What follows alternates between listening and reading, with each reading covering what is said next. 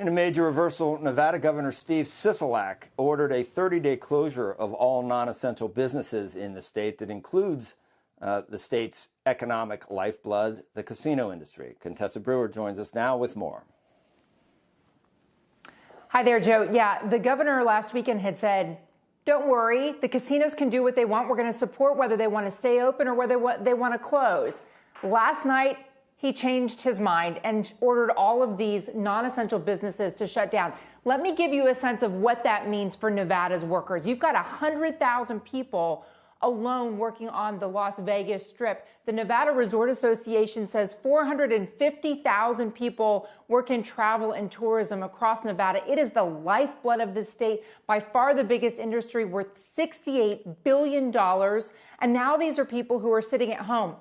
You've got MGM that has already announced some layoffs, but it says it will pay its furloughed workers, both full-time and part-time, for 2 weeks. You have Las Vegas Sands and Station Casinos promising that they'll pay their workers who aren't coming to work. Wynn's Matt Maddox says they're paying their workers, and then he made a video. This was alongside his infectious diseases person that they've retained for Wynn Resorts, and he explained why they're getting paid. Let me play it. For the next 30 days, we are going to pay all of our employees, not just full-time, and we're going to include tips because it's work. I want you all to have your full wages because you need to stay home.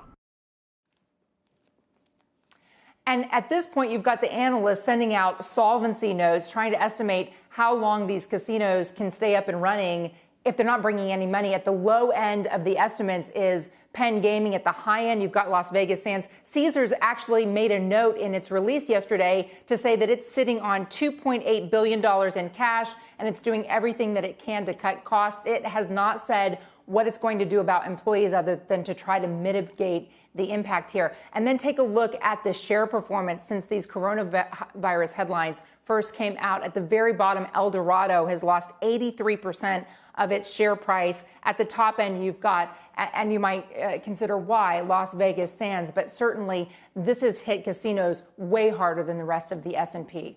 Becky? Hey, Contessa, I heard you say that one of those companies, I forget which one, said that it was going to be paying its full-time and part-time employees for 2 weeks, but this closure is for at least a month. That's right. That's right. So what do they do for the next 2 weeks? I imagine that there's going to be some scrambling to go back and see what can be done, because now the standard has been set. I mean, Las Vegas Sands just said blanket, we're paying our workers. We've got the cash to do it. Matt Maddox said in this video to employees, don't worry, we're in a financial stable place that we can pay our employees. So they've made the promise to pay them for 30 days. And those include workers who would normally bring home money by tips. They're going to average it out and pay those workers too. I think it's this is a scenario that continues to be fluid, Becky. And what we know is that, for instance, Caesars, they're going to continue working on this today to figure out what they can do for employees, what makes the most sense. And we'll stay on top of it and see how it looks for the Nevada casino workers. But again, it's not just Nevada now. You've got these casinos shut down pretty much coast to coast. Caesars does not have a single casino open. Neither does Wynn. And MGM has shut down its major casinos. This is a coast to coast problem. Yeah, and we used to think that these casinos were diversified by being in different geographic locations, but it hit Macau first. So this is a pandemic. It's all over the world at this point, too. Yeah, absolutely.